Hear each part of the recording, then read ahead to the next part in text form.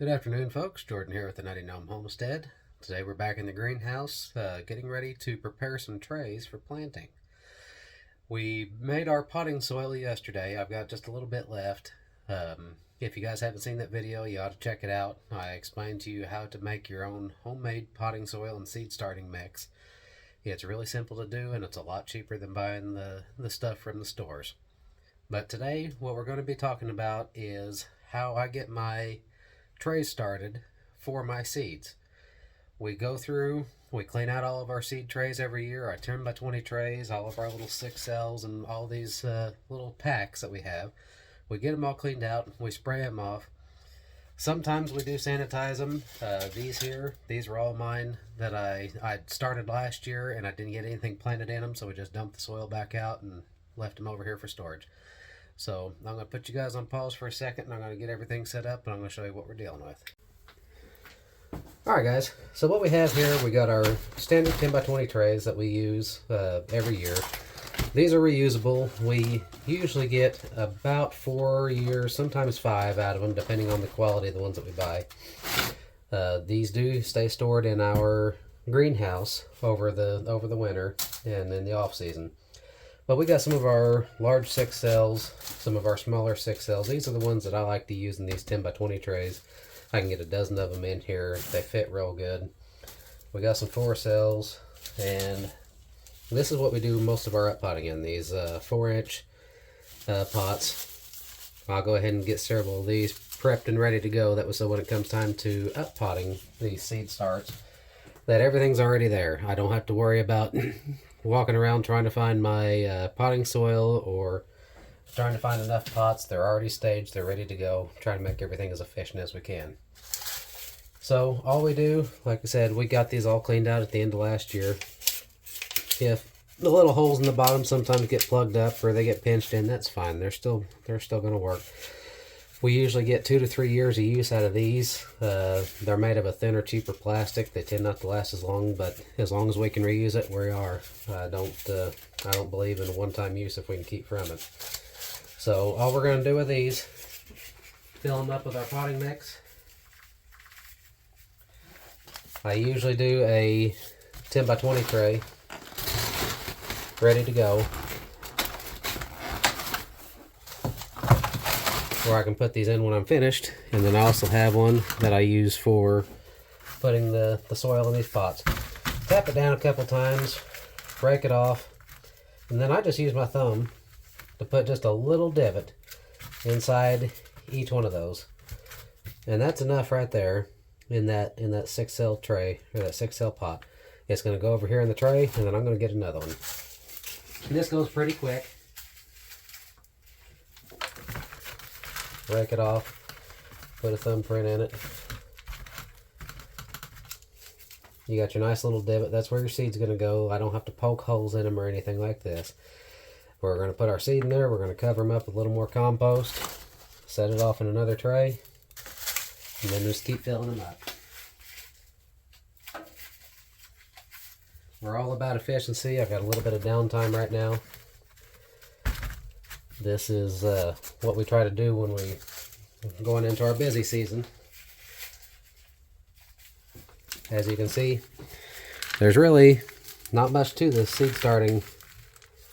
If you have your seeds and you make your homemade potting soil like I showed you guys the other day, a lot of this stuff is reusable. Save some money over the years. I'll get several of these made up. We're getting ready to start our tomatoes this week. Valentine's Day is usually whenever we get our tomato seeds started here in Zone 6B. At least I do anyway. Usually, I'm shooting for a 18-inch, 20-inch, sometimes 22-inch tomato to put into the ground around Easter or just a little bit after. That's what we typically try to do. If we go a little late, we're always watching our weather. If it looks like we're going to have some bad weather, instead of putting them out, we'll keep the plants in our greenhouse an extra week or so. We do have the room, so it's not that big of a problem. Get these all made up and prepped. Now, you can buy these off Amazon. They're not that expensive. And like I said, we get a couple of years of use out of each one of them, which makes them just a little bit cheaper. You can get 12 of these six cell trays in each one of these 10 by 20 trays, meaning you can get 72 starts in each tray. You can get a lot of plants started real quick doing it like this. We do try to keep everything marked. I put labels on the outside of the trays. I put labels in each of the 6 cell pots. We make sure that what's in there is clearly labeled, so we're not having to guess. If a label gets knocked off or one happens to fall off or get wet and you can't read it again, those go in a separate pile. They usually I can figure out what they are, but there are some varieties that I can't. And obviously, if we don't know what it is, we're not going to sell it. I don't want to give somebody something that I can't identify. Use up some of this.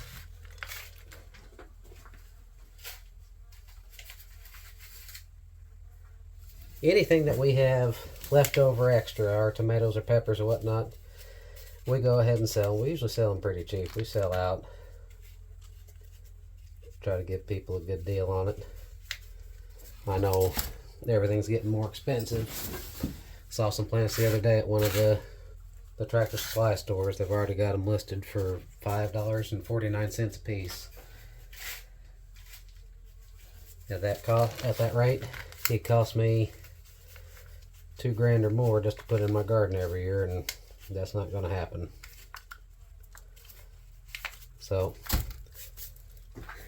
as you can see,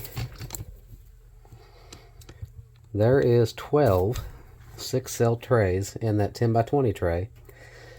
Now, whenever we do start our seeds, I'm going to show you guys a trick to maximize your space, time, and effort, because we're going to up-pot all these anyway. I'm going to show you guys how you can double or sometimes even triple your production with very little effort. So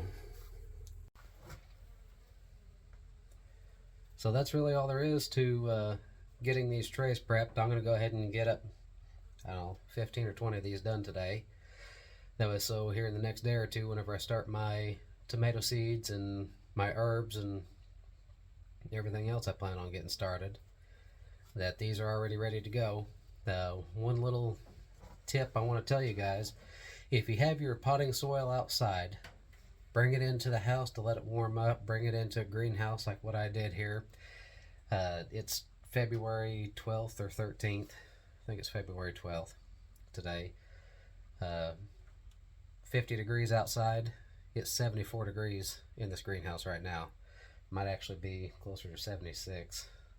I'll have to look at my thermometer if I can find it. I knocked it off earlier. So bring your potting soil in the house, let it warm up, get up to at least room temperature. A lot of these plants that we start, the seeds like to germinate 65, 75, 80 degree soil temperature. If you can get that temperature up, it makes it a lot easier and a lot less effort and energy wasted than putting these on heating mats and letting those heating mats try to warm up all that soil. So we try to use the natural resources that we have here. This thermal energy and this greenhouse from the sun works great for warming up this entire tub of potting soil. You can put a piece of black plastic or black tar paper or whatnot over it, help it hold in the heat. And that works out well for us. We do like to, whenever we plant our seeds in here, we like to make sure everything is labeled before we start. So I know I'm going to plant a couple of these full of tomatoes. I'm going to go ahead and put a tomato label on them, and then whenever I get to planting, I'll just write the variety in. That makes my job a lot easier. Like I said, I'm all about efficiency. We try to make this as simple as we possibly can, to where whenever we get to planting, we're not having to start and start and stop. So I appreciate y'all tagging along. If you guys like this kind of content, I'd appreciate it if you'd like, share, and subscribe. Till next time, y'all be safe.